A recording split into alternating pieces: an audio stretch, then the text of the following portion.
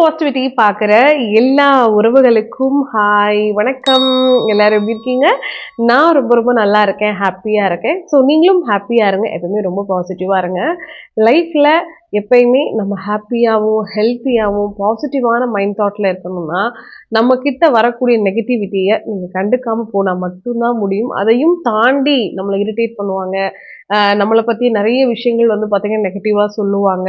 But அவங்களோட points எல்லாம் நீங்கள் வேல்யூபிள் ஆக்கிக்கிட்டீங்கன்னா உங்களோட நிம்மதி வந்து காணாமல் போயிடும். ஸோ நீங்கள் உங்களுக்காக வாழுங்க, பாசிட்டிவாக இருங்க, உங்கள் ஃபேமிலிக்காக வாழுங்க. அதர் பர்சன்ஸ் என்ன சொன்னாலும், அதர் பர்சன் என்ன கமெண்ட் கொடுத்தாலும், அது வந்து உங்களுடைய பர்சனல் விஷயமா இருக்கலாம், இல்லை வந்து உங்களுடைய ஒர்க்கிங் விஷயமா இருக்கலாம், எதுவாக இருந்தாலும் அதை வந்து அப்படியே மறந்துட்டு இந்த காதில் வாங்கி அந்த காதில் விட்டுட்டு உங்களுடைய ஒர்க்கில் கான்சென்ட்ரேட் பண்ணுங்கள். பாசிட்டிவான மைண்ட் தாட்டோடு இருந்தீங்கனாலே லைஃப்பில் நிறைய விஷயங்கள் உங்களை நோக்கி வரும். ஓகேவா? ஸோ இன்னைக்கு இந்த வீடியோவில் நீங்கள் சக்ஸஸை சீக்கிரம் போய் ரீச் ஆகணும், உங்கள் கோல்ஸை சீக்கிரம் போய் ரீச் பண்ணணும்னா மேனிஃபெஸ்டிங் ரொம்ப ரொம்ப முக்கியம். அதுலேயும் முக்கியமாக நம்ம ஏதாவது ஒன்று சாதிக்கணும், ஏதாவது ஒன்று ஏர்ன் பண்ணணும். ஸோ இப்படியே உட்காந்துட்டே இருக்கோம், அடுத்த ஸ்டெப்பு நமக்கு என்ன கிடைக்க போகுது வாழ்க்கையிலன்னு சொல்லி தேடல்களோடு இருக்கிற நிறைய பெண்களுக்கும் சரி ஆண்களுக்கும் சரி மேனிஃபெஸ்டிங் மாதிரி கை கொடுக்குற ஒரு விஷயம் கண்டிப்பாக எதுவுமே கிடையாது. நான் என்னோட மேனிஃபெஸ்டேஷனை ஆரம்பித்து மோர் தென் 5 இயர்ஸ் ஆயிடுச்சுங்க. அதுதான் உண்மை. கிட்டத்தட்ட மேனிஃபெஸ்டிங் வந்து என்னோட முதல் பொண்ணு சாயிஷாவுக்கு 1.5 வயசு இருக்கும் போதுலேருந்து நான் ஸ்டார்ட் பண்ணேன். ஓகேவா? ஸோ இப்போ வரைக்கும் இந்த 5 வருஷங்களாக நான் மேனிஃபெஸ்டிங் பண்ணிகிட்டே தான் இருக்கேன். சம்டைம்ஸ் வந்து நம்மளால் அதை மிஸ் பண்ணுவோம், ஏன்னா நம்ம எல்லா டைமும் ஒரே மாதிரி ஃபோக்கஸ்டாக போக முடியாது. ஆனால் மோஸ்ட்லி எப்படி டெய்லி வந்து பார்த்தீங்கன்னா நம்ம சாப்பிட்றோம், தூங்குறோம், நம்மளுடைய அன்றாட வேலை பார்க்குறோமோ அதே மாதிரி உங்களுக்காக ஒரு 5 மினிட்ஸ் நீங்கள் ஒதுக்கி வைக்கணும். அப்படி ஒதுக்கி வச்சிட்டிங்கன்னா உங்கள் லைஃப்பில் நீங்கள் நினைக்கக்கூடிய கோல், நீங்கள் என்ன விரும்புகிறீங்களோ எல்லாம் உங்களுக்கு சீக்கிரமே கிடைக்கும். ஸோ மேனிஃபெஸ்டிங்கை பொறுத்த வரைக்கும் நான் ஏற்கனவே நிறைய வீடியோஸ் போட்டிருக்கேன், பார்க்காதவங்க ஸோ கீழே டிஸ்கிரிப்ஷன் பாக்ஸ்லையும் சில பேசிக்ஸான வீடியோஸ் கொடுத்துருக்கேன், போய் நீங்கள் செக் பண்ணணும்னா பார்த்துக்கோங்க. இன்றைக்கி நான் சொல்லக்கூடிய விஷயம் என்னென்னா ஸ்ட்ரீம் அப்படிங்கிற ஒரு வேர்டோடைய பவரை பற்றி தான் நான் இங்கே சொல்ல போகிறேன். நிறைய பேர் நினைப்பீங்க, இப்போ டெய்லி காலையில் எழுந்திரிச்சு 5 நிமிஷம் எனக்கு என்ன வேணுமோ அதை நான் எழுதணும், இது எழுதுனா எனக்கு நடக்குமா, என்னோட ட்ரீம் எல்லாம் அச்சீவ் ஆகுமா, எனக்கு வந்து நல்ல வேலை கிடைக்கணும், இல்லை எனக்கு ஃபினான்ஷியலி நல்ல க்ரோத் ஆகணும், இல்லை நான் ஒரு வீடு கட்டணும். ஒருத்தருக்கும் ஒரு டிமாண்ட்ஸ் இருக்கும், ஒருத்தருக்கும் ஒரு விதமான கோல்ஸ் இருக்கும் இல்லையா? ஆனால் மோஸ்ட்லி நான் இருக்கட்டும் இல்லை யாரானாலும் இருக்கட்டும், முக்கியவாசி நம்ம நினைக்கிறது ப்ராஸ்பரிட்டி தான். அதாவது வெல்த் விஷயமா தான் நம்ம நிறைய வந்து தேடுவோம். ஸோ நமக்கு ஆசைகள் கண்டிப்பாக அதிகமாக இருக்கும் இல்லையா? ஒரு வீடு கட்டணும், இல்லை ஒரு ஃபினான்ஷியல் நம்ம க்ரோத் பார்க்கணும், பசங்க படிப்புக்கு நமக்கு பணம் தேவைப்படும், நம்மளே எதுவும் ஒரு கோல்டு வாங்கணும்னு நினைக்கிறனாலே மோஸ்ட்லி எல்லா பெண்களுக்கும் வந்து தங்கம் பிடிக்கும். ஸோ தங்கம் வாங்கணும் அப்படின்லாம் நம்ம மேனிஃபெஸ்டிங் பண்ணியிருப்போம். நான்லாம் நிறைய அந்த மாதிரி பண்ணியிருக்கேன். அப்படி இருக்கும்போது இது எல்லாத்துக்கும் சேர்த்து இந்த ஒரு வேர்டை நீங்கள் ரைட் பண்ணாலே போதும். எல்லா விதமான சொத்துகள், அதாவது சொத்து, நகை, காரு, இந்த மாதிரி விஷயங்கள், ஏன் நமக்கு கேஷ் விஷயம் எல்லாமே சேர்ந்து நமக்கு கிடைச்சிரும். ஸோ இந்த ஒரே வேர்டை டெய்லி நீங்கள் ஒரு நம்பர்ஸ் கால்குலேஷன் பண்ணி எழுதிக்கோங்க. 1008 தடவை எழுதுனா ரொம்ப ரொம்ப நல்லது, பட் அதுக்கு உங்களுக்கு டைம் இருக்கணும். ஸோ குறைஞ்சபட்சம் ஒரு 108 தடவை இந்த வேர்டை நீங்கள் ரிட்டர்ன் பண்ணீங்கனாலே கண்டிப்பாக உங்களுக்கு எல்லா விதமான விஷயங்களும், அதாவது ஃபினான்ஷியலி செம்மையாக உங்களுக்கு ஒரு நல்ல டிஃப்ரென்ஸ் கிடைக்கும். ஸ்ட்ரீம் அப்படிங்கிற இந்த ஒரு வார்த்தை தான், ஸ்பெல்லிங் வந்து கரெக்டாக பார்த்து நோட் பண்ணிக்கோங்க. இங்கிலீஷில் வந்து எனக்கு எழுத வராதுன்னு நினைக்கிறவங்க தமிழில் கூட நீங்கள் ஸ்ட்ரீம் அப்படின்னு சொல்லி என்ன பண்ணலாம், ரைட் பண்ணிக்கலாம். ஸோ இந்த வார்த்தைகளுக்கு இவ்வளோ பவரா அப்படின்னு கேட்டிங்கன்னா, இந்த ஸ்ட்ரீம்ங்கிற வார்த்தை நிறைய மந்திர உச்சாடங்களில் பயன்படுத்தக்கூடிய ஒரு வேர்டு. முக்கியமாக இந்த ஸ்ட்ரீமை நீங்கள் போய் செக் பண்ணீங்கன்னா இது வந்து ப்ராஸ்பரிட்டி, எல்லா விதமான வெல்த்தையும் இது உள்ளடக்குன ஒரு பீஜ மந்திர வார்த்தை, மந்த்ரா அப்படின்னு கூட நீங்கள் சொல்லிக்கலாம். இப்போ நம்ம ஓம் அப்படிங்கிற வார்த்தையை சொல்ல சொல்ல நமக்கு நிறைய விஷயங்கள், நல்ல விஷயங்கள் நடக்கும் பார்த்தீங்களா? அதே மாதிரி தான் இதுவும். இது நீங்கள் ஒரு ஸ்விட்ச் வேர்ட் மாதிரி கூட ஆக்டிவேட் பண்ணிக்கலாம். அதனால தான் டெய்லி காலையில் இது தடவை எழுதணும் அப்படிங்கிறத நான் சொல்கிறேன்.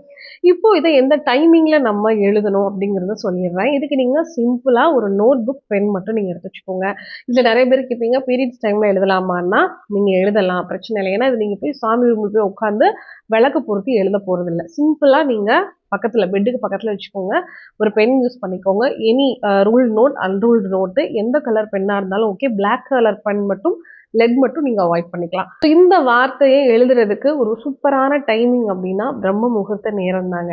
அந்த 3:30 to 5:30 சீரியஸாகவே சொல்கிறேன். நிறைய பேர் சொல்லுவாங்கல்ல, நோய் இருக்கிறவங்களும் காலையில் இந்த பிரம்ம முகூர்த்தத்தில் சும்மா வீட்டுக்கு வெளியே அந்த காற்றை சுவாசிச்சு கொஞ்சம் நடந்தோம்னா உடம்புல இருக்கக்கூடிய எல்லா நோயும் குணப்படுத்துகிற அளவுக்கு அந்த நேரத்துக்கு அந்த காற்றுக்கு அந்த வேல்யூ இருக்கும்.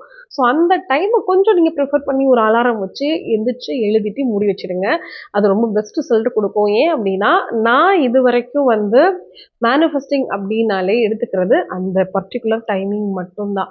இது சில பேரெல்லாம் கரெக்டாக 3:20க்கு எந்திரிச்சு அலாரம் வச்சு கூட எழுதுறவங்கலாம் நிறைய பேர் இருப்பாங்க. ஏன்னா அது ரொம்ப ஆஸ்பீஷியஸான டைம் 3:20 அப்படிங்கிறது.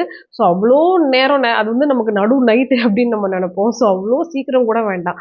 அட்லீஸ்ட் ஒரு 5 o'clock எந்திரிச்சுக்கோங்க. சரிங்களா? 5 மணிக்கு எந்திரிச்சு ஒரு 5 நிமிஷம் அந்த ஸ்ட்ரீம்ங்கிற வார்த்தையை அப்படி ஒரு 108 தடவை எழுதுங்க. இல்லை ஒரு பேஜ் இருக்குன்னா ஒரு பேஜில் ஒரு 4 கோடு போட்டுட்டு அந்த 4 லைனை அப்படியே ஃபில் பண்ணி முடிச்சுட்டு நீங்கள் அப்படியே மூடி வச்சிடலாம்.